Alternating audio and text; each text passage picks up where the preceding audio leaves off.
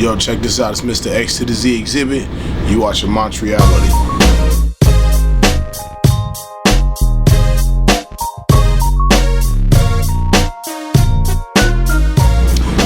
I was an excellent student.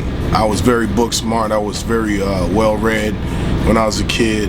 My parents were very religious, and they were also school teachers, so I got a double dose. I was a guinea pig at the crib, and then I was also well read in church.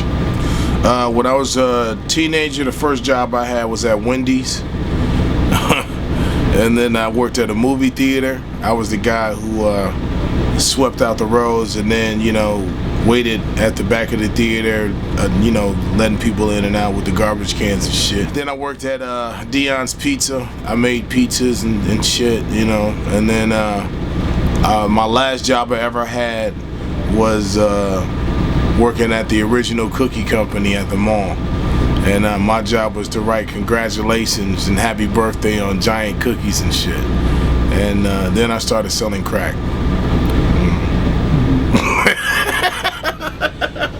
The first time I got a check from the music industry, I bought a car, and it was a piece of shit Mercedes-Benz, and it broke down a week after I bought it. Lesson from this: don't waste your money on fucking cars when you get signed. The key to success, in my opinion, is to be yourself. Never define your success by somebody else's success. I never looked at another man's grass to tell how green mine should be. So my success came from being, consistent, persevering through whatever, ups and downs, highs and lows, and just being happy with what I receive. You get what you work for. You don't get what you negotiate or you think you're supposed to deserve, or it's none of that here. You get what you work for. I love reading books. I would have to say, outside of the Bible, I read a lot of Stephen King novels when I was a kid. I like the way he tells stories. I read, everything from graphic novels to comic books. There used to be some things back in the day when it was called choose your own adventure books, where you got to, flip through and choose the outcome of the story that you were reading. That was way before the internet, you know what I'm saying? I do want to write a book. I want to call it The Elusive Mrs. Joyner. My name is Alvin Joyner, so obviously it's about, my mate, my wife.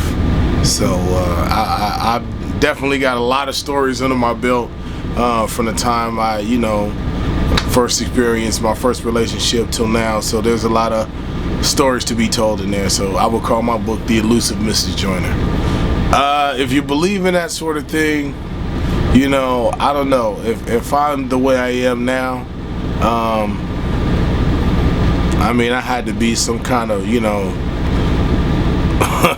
dictator or something, you know what I'm saying? Some kind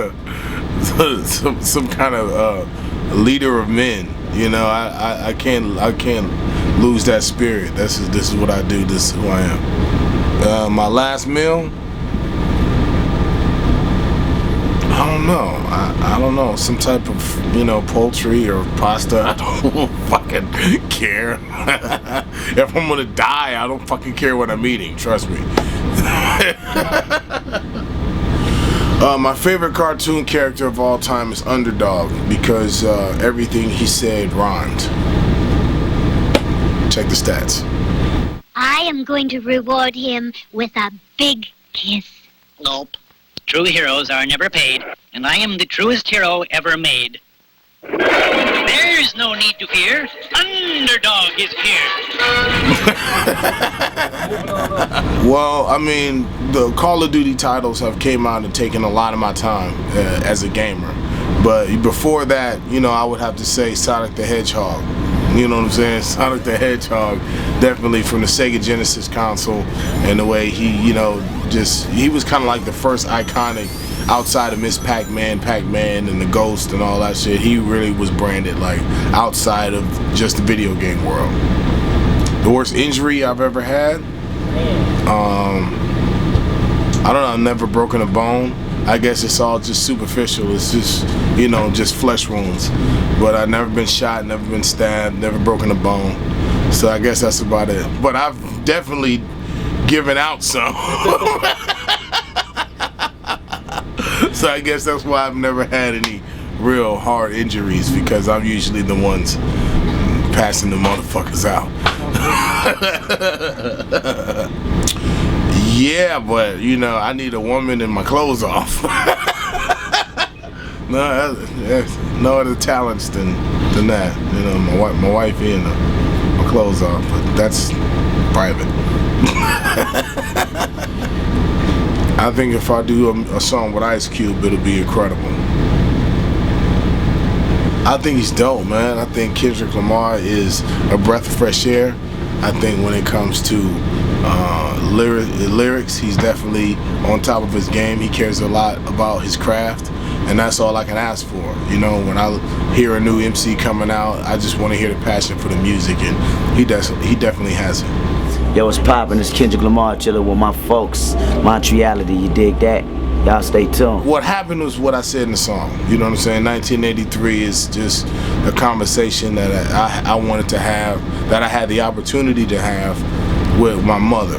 And everything, not just the Paul Rosenberg, you know, part in the song. It's more about our relationship than anything that has to do with Eminem. I think that I speak on a lot of important issues in that song, not just that.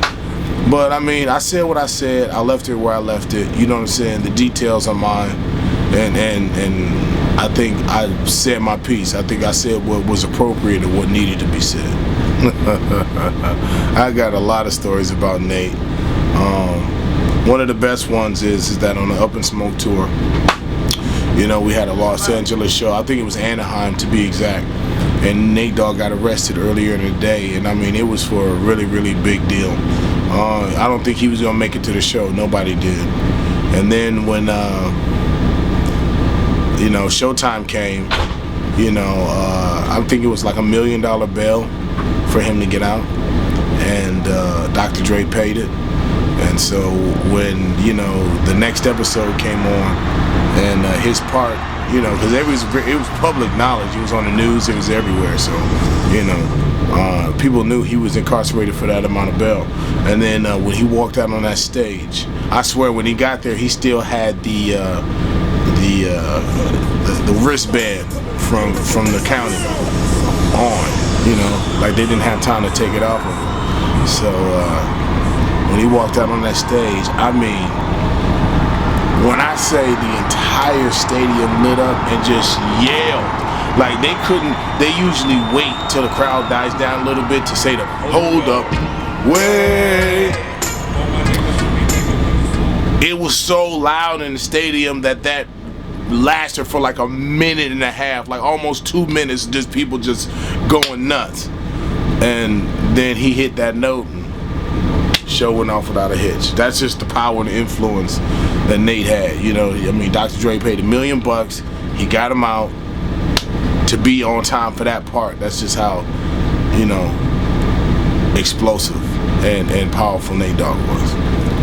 Really, what I choose to leave behind with all the music I put out is, you know, really based around my children.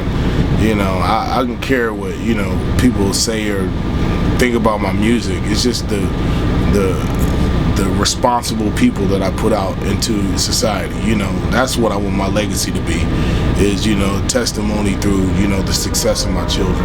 That's what I want. Thank you, man. All right. Peace.